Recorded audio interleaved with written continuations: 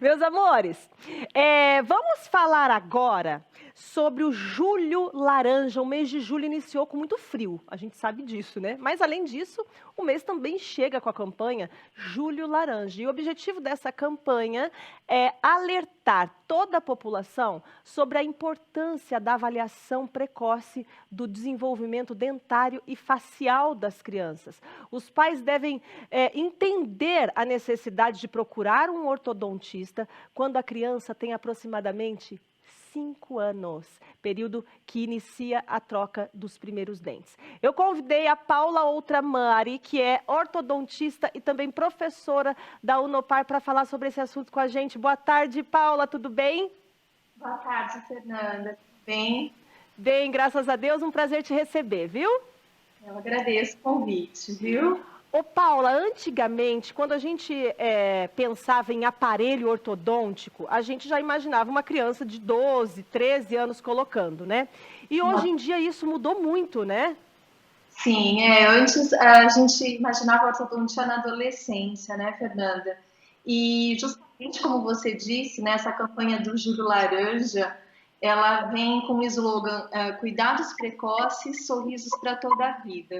Então isso nos mostra, né, vem a sensibilizar a sociedade da importância da avaliação ortodôntica precoce, da correção precoce de alguns problemas que nesse momento ainda da infância são problemas mais simples de serem resolvidos, de uma forma mais fácil, né? Que podem se tornar problemas mais complexos.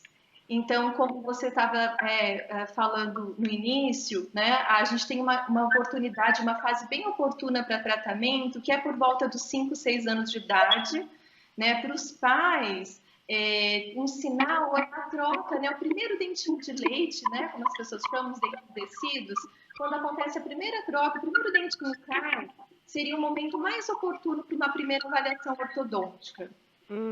Então, mas calma, a primeira avaliação ortodôntica da criança tem que ser com 5 anos, é isso? Ou Sim. quando o primeiro dentinho cai? É que é mais ou menos nessa idade. Então, para os pais terem um sinal, trocou o primeiro dentinho, ele já pode levar para uma primeira avaliação ortodontista, que vai acontecer por volta dos 5, 6 anos de idade. Tá, só lembrando o pessoal de casa, né, Paula, que é a primeira avaliação com ortodontista, gente, não é com dentista, porque com dentista é mais cedo ainda, né, Paula? Sim, os cuidados começam com os bebês ainda, né? O acompanhamento odontológico, a prevenção em odontologia, os cuidados bucais, eles começam desde o nascimento do bebê, né? A limpeza, os cuidados, desde a dieta.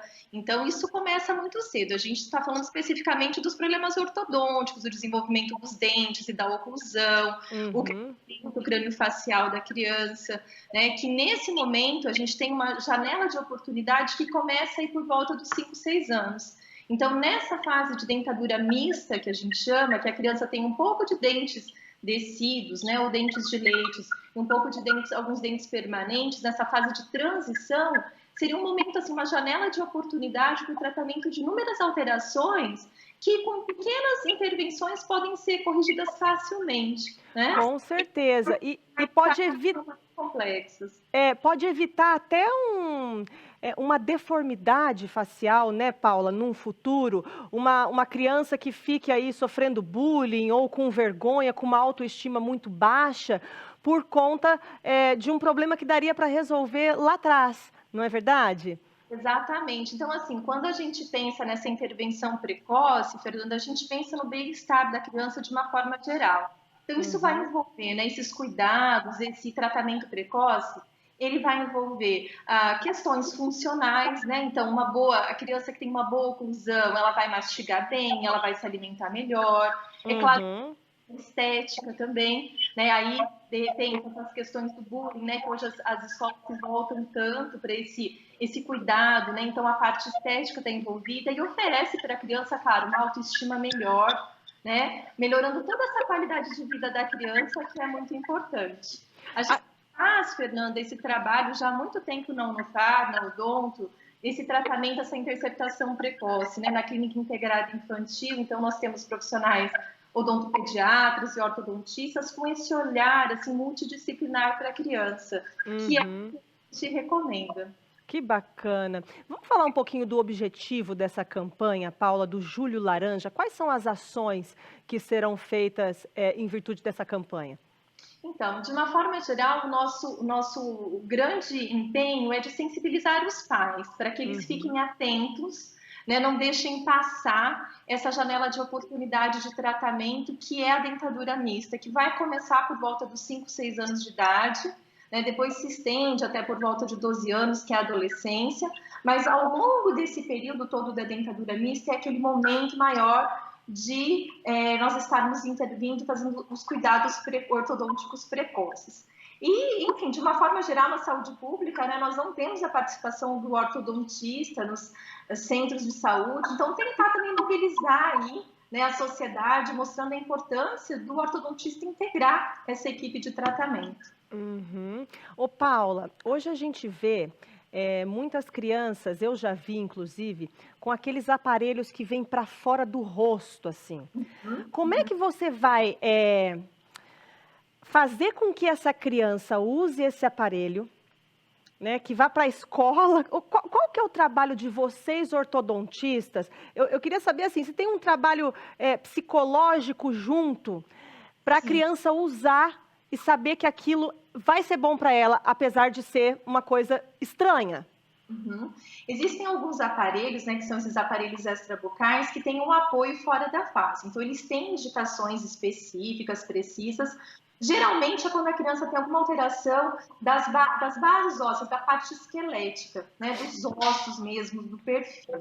Então, eles têm basicamente essa indicação para redirecionar o crescimento, para que a criança readquira aí um crescimento adequado.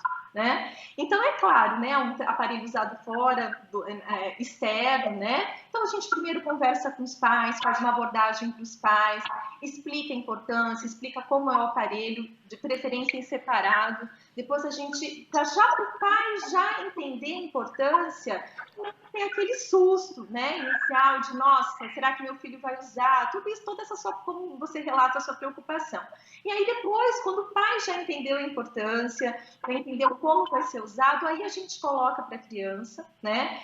É óbvio que quanto mais ela usar, encurta mais a necessidade de tratamento, mas a criança não precisa usar para ir para a escola, para fazer atividades físicas. Então você restringe para um número de horas que fique compatível com o Uhum. dia da criança, né? Porque também se não ficar bom para ela não vai usar e o tratamento não vai funcionar. É Então, verdade. para ter esse feeling, né? De entender a criança, de se aproximar dela, é assim que as coisas funcionam. Olha, eu tenho uma experiência porque eu usei aquele freio de burro, Paula. Mas é aquele, eu nem sei se é esse o nome, mas é popularmente conhecido como freio de burro, né? Eu usei aquele que ia na nuca e aquele que ia na cabeça também. E aí eu não usava para ir para a escola, menina. Aí um dia minha mãe foi lá na minha escola, minha mãe deve estar me assistindo. Ela falou: põe o seu aparelho. A partir desse dia eu nunca mais faltei a aula sem o aparelho. Fui à aula sem o aparelho, né?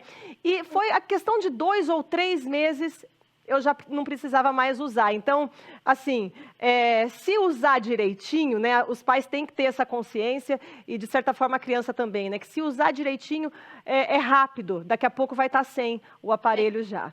É claro que hoje, né, Fernanda, nós temos o arco extrabucal, que é o, né, como as pessoas costumam chamar de freio de burro, enfim, é um excelente aparelho, ele ainda existe, né, mas hoje existem outras alternativas, né, também, mais, menos comprometimento estético, que podem fazer as funções semelhantes. Então, assim, Legal. a gente deixa para essas situações de colocar um aparelho extrabucal realmente em situações que não existe outra possibilidade de Uhum. tratar, porque a gente sabe que pode ter afetar a questão da autoestima, tudo mais, né? Como te lembra aí, né?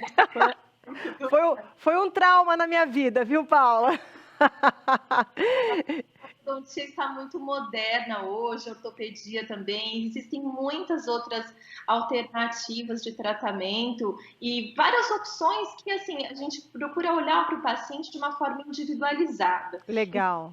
melhor para aquela pessoa. É um aparelho fixo, um aparelho removível, ela tem necessidade de um tratamento estético ou não tem, ela não se queixa em relação a isso. Então, assim, de uma forma, até nesse ponto é importante, que provavelmente você usou o aparelho e você já estava ali na pré-adolescência, na adolescência. A criança menorzinha, ela não tem muito essa percepção ainda. Então, é mais fácil ela aceitar o tratamento, ela aderir ao tratamento.